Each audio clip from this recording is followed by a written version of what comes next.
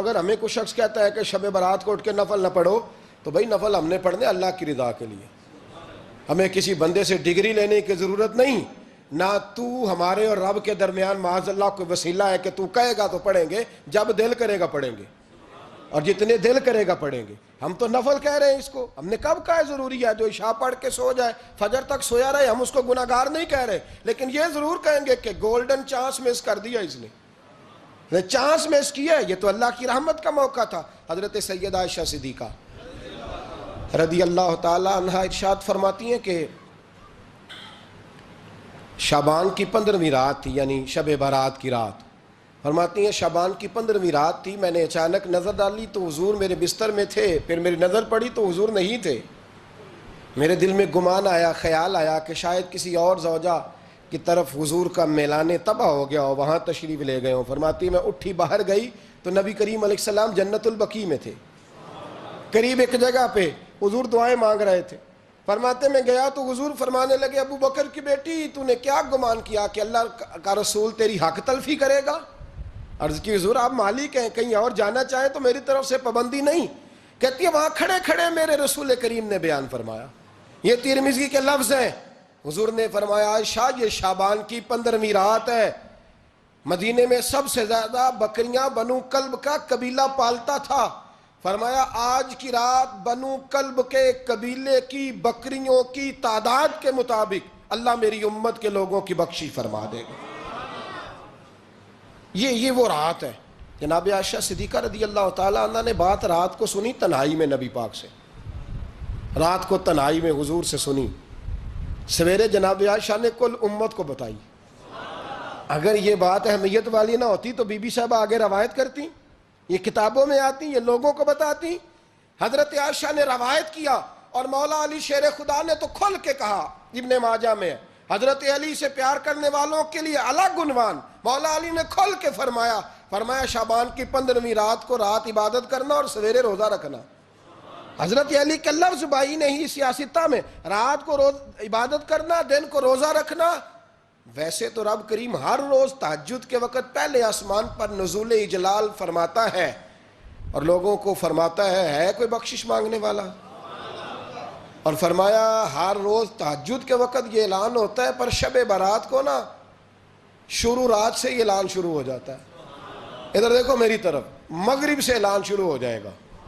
اللہ کرے آپ کو سمجھ آئے، اللہ کرے آپ کو، اور بھائی یہاں باہر لوٹ سیل لگ جائے، یہاں ابھی سیل لگ جائے، 5000 والا جوڑا 1500 میں، تو رش ختم ہوگا؟ اور بھائی اگر یہ لگ جائے، چلو یہ تو دور کی بات ہے نا، ہم تو لنگر والے لوگ ہیں، اگر لنگر کا اعلان ہو جائے کہ بڑا تگڑا ہے، بڑا تگڑا، ہمارے ہاں تو شادی کی روٹی کھلتی ہے تو لوگ آخری روٹی سمجھ کے کھاتے ہیں، تو شاید اللہ ماشاءاللہ یہ آخری ہے، اس کے بعد نہ ملے گی۔ جب اعلان ہوتا ہے اور دعوت ہوتی ہے کہ کھلا ہے جی کھاؤ، کیا حشر ہوتا ہے، کیا انداز ہے۔ مولا علی شیر خدا حدیث روایت کرتے ہیں، رنگ کیا ہے؟ فرمایا باقی راتوں میں نا تھوڑا سا پیکج ہوتا ہے، تھوڑا سا، آخری حصے میں رات کے شب برات کو نا رات چڑھتے ہی اللہ پہلے آسمان پر جو اس کی شان کے لائق ہے نزول جلال فرماتا ہے، اور پہلا جملہ یہ فرماتا ہے کوئی معافی مانگنے والا؟ اللہ کرے آپ کو سمجھ آئے، یعنی معافی دینے والا کہہ رہا ہے چلو آؤ ادھر، آؤ ذرا معافی مانگو، میں معاف کرنے آیا ہوں، مانگو معافی، ہے کوئی معافی مانگنے والا؟ معاف کر دیں گے۔ اور آپ فرماتے ہیں ہے کوئی رزق مانگنے والا؟ وہ جو بڑی درخواستیں دیتے پھرتے ہیں نا مختلف اداروں میں، وہ ایک درخواست نا کل شب برات والی رات بھی دیں۔ اللہ کرے آپ کو سمجھ آئے۔ وہ جو کہتے ہیں نا بڑی بڑی کمپنیوں میں نے اپلیکیشن جمع کرائی ہے تو کہیں کام نہیں بن رہا تو نسخہ دے رہا ہوں، ایک اپلیکیشن کل رات بھی جمع کراؤ انشاءاللہ کام بن جائے گا۔ اور میں نہیں کہہ رہا، مولا علی شیر خدا فرما رہے ہیں، اور وہ خود نہیں فرما رہے، وہ نبی پاک کا فرمان نقل کر رہے ہیں، اور وہ رسول اللہ صلی اللہ علیہ وسلم کی بات نہیں بیان کر رہے، وہ کہتے ہیں رب فرماتا ہے کوئی روزی مانگنے والا؟ سارے سیٹھوں، نوابوں، جاگیرداروں کے پاس جا جا کے تھک گئے ہو، ایک دن میرے کہنے پر، ایک رات، ایک دیہڑی ذرا شب برات والی لگا کے تو دیکھو، پر شرط یہ ہے کہ یقین کامل ہو، ارادہ یہ، مطلب اللہ معاف کرے، آپ نے ناراض نہیں ہونا، لیکن وہ ماحول اس طرح کا ہے کہ شب برات کو ایک دو ساتھی کو کہا رات کو عبادت کر کہتے جی وہ تو ٹھیک ہے پر سویرے چھٹی نہیں، کام کرنا ہے. یعنی رب کہہ رہا ہے کہ تو آ جا شب برات کی رات، جو مانگے گا وہ تجھے، لیکن یہ ادھر نہیں توجہ کر رہا. یہ کہتا ہے سویرے 10 بجے دکان نہ کھلی تو مشکل ہو جائے گی، دفتر نہ گیا تو حالات. آپ دیکھیں ذرا، اب جب یقین اس طرح کا ہو تو پھر تو میں ساری زندگی اداروں میں درخواستیں دینی ہیں. پھر آپ جیسا آپ کا مزاج ہوگا، اللہ تعالیٰ تو بندے کے گمان کے قریب ہے. تو میرے رسول پاک علیہ السلام نے ہمیں یہ میسج دیا، پیغام دیا، فرمائے اس رات جو اولاد مانگے گا رب اسے بھی عطا فرمائے گا. اس رات جو اللہ سے بخشش مانگے گا اللہ اسے بھی دے گا. اس رات جو رب کریم سے عزت مانگے گا اللہ اسے بھی عطا کرے گا. شارحین نے لکھا اس رات جو رب سے پردہ پوشی مانگے گا اللہ اسے پردہ پوشی بھی عطا کرے گا. جو جنت کا سوالی ہوگا رب اپنے فضل سے عطا فرمائے گا. کوشش فرمائے. 10 محرم کو ہمارے ہاں لوگ جاتے ہیں قبرستان، وہ کسی حدیث سے ثابت نہیں، میں منع نہیں کر رہا، جائیں 9 محرم کو جائیں، 10 کو جائیں، 11 کو جائیں، 8 کو جائیں، سفر میں جائیں، ربیع الاول میں جائیں، قبرستان میں جب بھی جائیں، منع نہیں ہے. لیکن شب برات والی رات تو خود رسول کریم گئے ہیں نا قبرستان. اب جو بات میں نے سمجھانی ہے اس کو سمجھیں. نبی پاک کی والدہ کا مزار نہیں ہے وہاں جنت البقیع میں. حضور کے کو بھائی بہن، حضور کیا کرنے گئے؟ امت کی بخشش کے لیے گئے. شب برات کی رات لالچی نہ بنے کہ صرف میں نے اپنے لیے روزی مانگنی ہے، کل امت کے لیے مانگے رب کریم سے. مانگے اپنے بھائی کے لیے، مانگے اپنی بہن کے لیے، مانگے اپنے بیٹے کے لیے، مانگے اپنی بیٹی کے لیے، مانگے اللہ کریم سے. یہ مانگنے کی رات ہے. پچھلی راتی رحمت رب دی کرے بلند آوازہ، بخشش منگن واریاں کارن کھلا جے دروازہ. آئیں اللہ کی بارگاہ میں اس رات کو کھل کے دعا مانگیں. قبرستانوں میں نہ کچھ قبریں ایسی ہیں کہ جو بتاتی ہیں کہ سالوں بیت گئے ہیں کوئی آیا نہیں. کچھ قبریں بتاتی ہیں. اور کچھ بڑے قبرستان بڑے شہروں میں ایسے بھی ہیں کہ جن کا گورکن کہتا ہے کہ مجھے کمیٹی نے کہہ دیا ہے جہاں 4-5 سال کوئی نہ آئے وہاں نئی قبر بنا دیا کرو. وہاں نئی قبر بن جاتی ہے معاذ اللہ. او بھائی کچھ ہیں ایسے، کچھ ہیں. یہ جائیں نا اکبر بادشاہ یہاں لیٹا ہے لاہور میں، تو شعر لکھا ہوا ہے بر مزارے ماں غریباں نے گلے پروانہ سوزز نے صدائے بلبلے. فارسی کا مقولہ لکھا ہے اس کی قبر پہ، کہتا ہے میں وہ غریب ہوں. اعلیٰ بادشاہ ہے مقبرے میں لیٹا ہے، کہتا ہے میں وہ غریب ہوں کہ نہ یہاں کوئی پروانہ آتا ہے نہ بلبل آ کے گیت گاتی. کوئی آتا ہی نہیں، کوئی فاتحہ نہیں پڑھتا، کوئی فاتحہ نہیں پڑھتا. او بھائی کئی قبریں ایسی ہیں جن پہ سالوں بیت گئے کوئی لوٹا نہیں.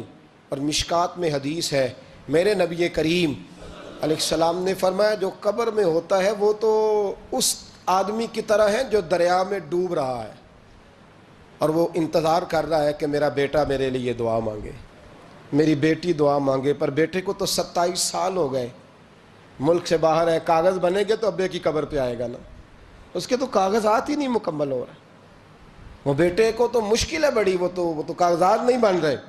وہ تو دولت کا مطالبہ پورا ہوگا تو جب ہی وہ کام ہوگا نا.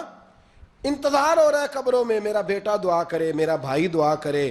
اور اگر بچہ دفن ہے تو وہ کہتا ہے میری ماں دعا کرے، میرا باپ دعا کرے. کوشش کریں شب برات بعد از مغرب یہ رواج پیدا کریں. یہ رسول اللہ کا طریقہ ہے صلی اللہ علیہ وسلم. قبرستان میں جائیں اور جا کر کے وہاں اللہ تبارک و تعالیٰ سے دعا مانگیں کہ یا اللہ جو اس قبرستان میں لیٹے ہیں وہ بھی، اور جو آج تک کلمہ پڑھنے والے دنیا سے گئے وہ بھی، اور جو قیامت تک جائیں گے وہ بھی. اے اللہ تو سب کی بخشش فرما دے. اللہ کی رحمت کو محدود نہ کریں کہ صرف مجھے بخش دے، اسے کہیں یا اللہ کل کی بخشش فرما. ساری امت کے لیے دعا کریں. شب برات کی رات نفل پڑھیں. ہمارے ہاں محفل ہوتی ہے ہر سال الحمدللہ، بڑے شوق سے بڑا خوبصورت ہم اہتمام کرتے ہیں. لیکن میں اکثر دوستوں سے کہا کرتا ہوں کہ جن کو اکیلے میں نفل پڑھنے میں مزہ آئے وہ اکیلے میں پڑھیں. کتنی کھلی بات کر رہا ہوں. میں پابند نہیں کر رہا کہ آپ یہاں آئیں گے محفل میں آئیں گے ضروری ہے. بھئی آپ کو اکیلے میں مزہ آتا ہے نا.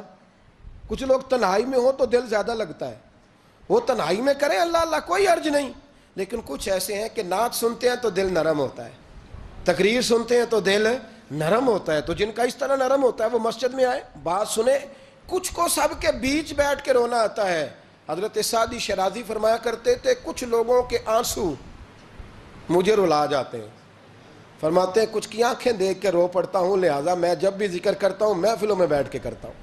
تنہائیوں میں مجھ سے نہیں ہوتا, تو جس سے نہیں ہوتا وہ آئے نا, مسجد میں آئے, رات عبادت کریں. کل مغرب سے پہلے پہلے کام سمیٹ لیں سارے, اور مغرب کے بعد یہ رات شروع ہوگی, مغرب کے بعد ایک چھٹی کر لو اللہ رسول کے لیے. کر لیں گے انشاءاللہ تعالی ایک چھٹی. اور توبہ کی رات ہے یہ, توبہ کرنی ہے. توبہ کس کو کہتے ہیں؟ توبہ کا معنی ہے پچھلے گناہ پر پچھتانا, شرمسار ہونا. کہتے نہیں اے کاش میں نہ کرتا, اور وہ لفظوں میں نہیں, جملوں میں نہیں, توبہ رٹی رٹائی نہیں. شرمسار ہونا اور آئندہ گناہ نہ کرنے کا پکا ارادہ کرنا, اس کا نام توبہ ہے. دیکھیں اللہ تعالیٰ فضل کرے, میں نے پچھلے سال کہا تھا پھر کہتا ہوں, مسجدوں سے نا شب برات کی رات, شب قدر کی رات چیخوں کی آوازیں آتی ہیں, لوگ اتنا روتے ہیں نا. رونا چاہیے, کم روتے ہیں زیادہ رونا چاہیے. لیکن سوال یہ ہے کہ اتنا زیادہ لوگ شب برات کی رات روتے ہیں, کیا پھر سویرے بددیانتی ختم ہو جاتی ہے؟ جو رات مسجد میں کھل کے رو کے آیا ہے اس کا پروگرام ہے نا کہ اب ملاوٹ کبھی نہیں کرے گا, اب گاہکوں سے جھوٹ کبھی نہیں بولے گا, اب وہ بددیانتی کا معاملہ کبھی نہیں کرے گا. لیکن رات روتا بھی رہے اور سویرے پروگرام یہ ہو کہ میں نے پھر لوگوں کو فریب دینا ہے, داؤ لگانا ہے, تو اس نے توبہ کیا رات کے, یہاں بس یہ ایکٹنگ کر کے لوٹ آیا ہے. یعنی بڑی سجا بنا کر کے سوار کر کے رات توبہ کی. کیا مطلب ہے توبہ کا کہ توبہ آپ نے کی؟ حضرت حسن بصری سے کسی نے کہا توبہ کیا ہے؟ فرمانے لگے توبہ یہ ہے کہ جس گلی سے رب نے تجھے منع کیا ہے دوبارہ پھر تو اس گلی میں نظر نہ آئے, تو نظر ہی نہ آئے. اور جس جگہ جانے کا رب نے تجھے حکم دیا ہے پھر تو دوبارہ وہاں سے غیر حاضر نہ ہو. اگر یہ پروگرام ہی نہیں, ارادہ ہی نہیں. بچے ایک دو مجھے کہنے لگے کل حضرت صاحب توبہ کے موضوع پر ہم نے گفتگو کرنی ہے, تو کوئی باب بتائے کہاں پہ ہے. کچھ بچے شاگرد ہیں, کچھ مسجدوں میں جمعہ پڑھاتے ہیں. ایک نے مجھ سے کہا, تو میں نے کہا بیٹے پہلے مسجد میں جاؤ, 2 نفل پڑھو, توبہ کرو, توبہ کا ارادہ بناؤ. یہ رسم نہیں ہے. وہ نعت خواں بھی تو توبہ کر لینا جو شب برات کے دن لوگوں کو توبہ کرانے آیا ہے اور 25,000 کا سودا کر کے آیا ہے. تو آج اس کام سے تو توبہ کرنا, یہ نوٹ پھکوانے سے تو توبہ کرنا. یہ رسم ہے. ساری رات توبہ توبہ توبہ توبہ, یہ کیا معنی ہے اس کا؟ کیا مطلب کریں؟ امام غزالی فرماتے ہیں کہ ایک آدمی بادشاہ کا گارڈ تھا, سپاہی تھا, اس کا پہرے دار تھا, نگرانی کرتا تھا, بڑی وفاداری سے نوکری کرتا رہا. بادشاہ نے اسے تنخواہ کے علاوہ بھی بڑا نوازا. اسے بادشاہ نے بڑے الاؤنسز دیے, بادشاہ نے بڑا کچھ دیا, مکان دیا. کچھ سالوں کے بعد بادشاہ کو پتا چلا کہ یہ میرے لیے نہیں آتا تھا, اس کی تو میری کنیز پر نظر تھی, اس نے تو رات کی ڈیوٹی اس لیے لگوائی تھی کہ کنیز پر نظر تھی. تو امام فرماتے ہیں کہ بتاؤ پھر وہ بادشاہ اس کے ساتھ کیا سلوک کرے گا؟ وہ کیا سلوک کرے گا؟ تو لوگ کہنے لگے حضور لگتا یہ ہے کہ وہ نا 4-5 حصوں میں کاٹ کے تو کتوں کے آگے پھینکے گا. آپ فرمانے لگے میرا رب تو بڑا ہی کریم ہے, وہ تو ایسے نہیں کرتا. لیکن بتلاؤ اگر اسے پتا چلے کہ یہ رسم کے لیے آیا ہے, اس کی تو نظر ہی مال پہ ہے, یہ تو سویرے بدلے گا نہیں, یہ تو دھوکہ دے رہا ہے, یہ تو توبہ کرنے آیا ہی نہیں, اس نے تو ڈھونگ رچایا ہے, اسے تو پہلے سے خبر ہے. تو پھر تم کیا امید رکھتے ہو؟ پھر کیا رویہ رکھتے ہو؟ شب برات کی رات دھاڑے مار مار کے رونا اور صبح اسی طرح دھوکہ دینا, اسی طرح فریب کرنا, اسی طرح جھوٹ بولنا, اسی طرح بددیانتی کرنا, اسی طرح لوگوں کو لوٹنا. تو یہ رسم نہیں ہے توبہ. توبہ تو بدل جانے کا نام ہے, توبہ تو پھر سنور جانے کا نام ہے. توبہ تو اس طرح ہے جس طرح حضرت ابراہیم ابن ادھم نے کی تھی. وقت کے بادشاہ تھے, بادشاہ جب توبہ کی تو پھر ہر چیز چھوڑ دی, پھر مال لوگوں میں بانٹ دیا اور پھر ٹاٹ کا لباس پہن کر زندگی گزاری. لوگوں نے کہا حضور یہ تبدیلی ہے. فرمایا تبدیلی نہیں, یہ میری توبہ ہے, یہ میری توبہ ہے. جب توبہ کی تو پھر بدل کے کی, جب توبہ کی تو پھر تبدیل کیا آپ نے. یہ کیا توبہ ہوئی؟ ساری رات روتے رہے, سویرے دکان پہ جا کے پھر قسم اٹھائی کہ مجھے تو پڑتا ہی 11,000 کا ہے. یہ توبہ ہے؟ تو آپ نے اور میں نے توبہ کرنی ہے تو انشاءاللہ تعالیٰ اس طرح کرنی ہے کہ پھر 15ویں شعبان کو بدل جائے. یہ جو موقع آتے ہیں نا شب برات کے, شب قدر کے, یہ بنیادی طور پر اللہ تعالیٰ کی طرف سے دی ہوا موقع ہوتا ہے کہ چلو تمہیں چانس دیتے ہیں، تمہیں چانس دیتے ہیں، پابندی کوئی نہیں، لیکن رب کی طرف سے نا موقع ملتا ہے، چلو تمہیں ایک موقع دیتے ہیں، چلو اپنے آپ کو کلیئر کر لو، تمہیں موقع دیتے ہیں، یا اللہ کیا کرے، کچھ بھی نہیں، آ کے نا سچے دل سے 2 رکعتیں پڑھ کے توبہ کرو، عرش کا مالک پچھلے سارے ہی معاف کر دے گا، کچھ بھی نہیں، آؤ موقع ہے۔ ان لوگوں کی باتوں پہ نہ جائیں جو بلا وجہ پریشان کرتے ہیں، ہمیں بھی روز ہی سوال آتے ہیں، دل نہیں کرتا، کچھ باتیں ایسی ہیں جو کرنے کو طبیعت نہیں چاہتی، میں کروں گا بھی نہیں۔ لوگوں کو شب برات کا حوالہ بھی نہیں مل رہا، حالانکہ ترمذی شریف میں حدیث موجود ہے، صحاح ستہ کی روایت ہے، ترمذی میں موجود ہے۔ پہلے کہتے ہیں صحاح ستہ سے دکھاؤ، جب صحاح ستہ سے مل گئی تو اب اور کدھر جانا ہے؟ اور ابن ماجہ میں موجود ہے مولا علی کی روایت، اور ذرا ترتیب دیکھیے گا، یہ ترمذی کی حدیث ہے، اور امام ترمذی نے تو پورا باب باندھا ہے 15ویں شعبان پر، پورا باب۔ اب تمہاری مرضی ہے، اگر تم نہیں بات کو سمجھنا چاہتے۔ اور مجھے پتا کیوں یہ شب برات کیا لگتا ہے، مجھے کبھی کبھی یوں لگتا ہے کہ رب فرماتا ہے کہ رمضان سے 15 دن پہلے ہی پکی سچی توبہ کر لے، تیاری کر، پاک صاف ہو جا، تاکہ جب رمضان آئے نا تو پھر تجھے پاک ہونے کی ضرورت نہ پڑے، بس پھر تو آتا جائے اور میں تیرے اوپر رحمتیں نچھاور کرتا جاؤں، بس تو پہلے ہی تیاری کر، 15 دن پہلے ہی، 14 دن پہلے تیار ہو جا۔ کل رات اپنے آپ کو ذہنی طور پر تیار کریں، بچوں کو تیار کریں، گھروں کو تیار کریں۔ اب جب مہمان آتے ہیں نا بڑا کچھ کرتے ہیں، شب برات آئے تو مصلے ایک دفعہ دھویا کریں، ایک دفعہ مصلے دھویا کریں۔ فرش دھوتے ہیں نا، مہمانوں نے آنا ہے تو ایک کمرے کا فرش دھو کے صاف کریں کہ خواتین نے یہاں ساری رات نماز پڑھنی، یہ ارادے بنائیں۔ جس طرح آپ کہتے ہیں نا رات کو سفر کرنا ہے تو دوپہر میں تھوڑا آرام نہ کر لوں تو کل دوپہر میں آرام کر لیں، تاکہ رات کو رب رب کرنا آسان ہو جائے، اللہ کی بارگاہ میں بیٹھنا آسان ہو جائے۔ مکمل طور پر ذہنی طور پر اپنے آپ کو تیار کریں۔ یہاں بھی محفل ہوگی انشاءاللہ، عشاء کے متصل بعد شروع ہو جائے گی، 12 بجے تک محفل چلے گی، پھر 12 بجے کے بعد نماز تسبیح پڑھی جائے گی، پھر 1 بجے پھر دوبارہ آپ کو اجازت دی جائے گی، کوئی انفرادی طور پر گھنٹہ سوا اپنی الگ سے کوئی عبادت کرنا چاہے تو وہ تب بھی ممکن ہو، جیسے آپ کو موقع بنے۔ میں کہہ چکا ہوں، لیکن وقت ضائع نہ کرنا، گولڈن چانس ہے، اس کو مس نہ کرنا، یہ شب نجات ہے، اس کے ضرور قریب جانا۔ رب کریم سمجھنے کی توفیق عطا فرمائے۔ آخر دعوایا ان الحمدللہ رب العالمین۔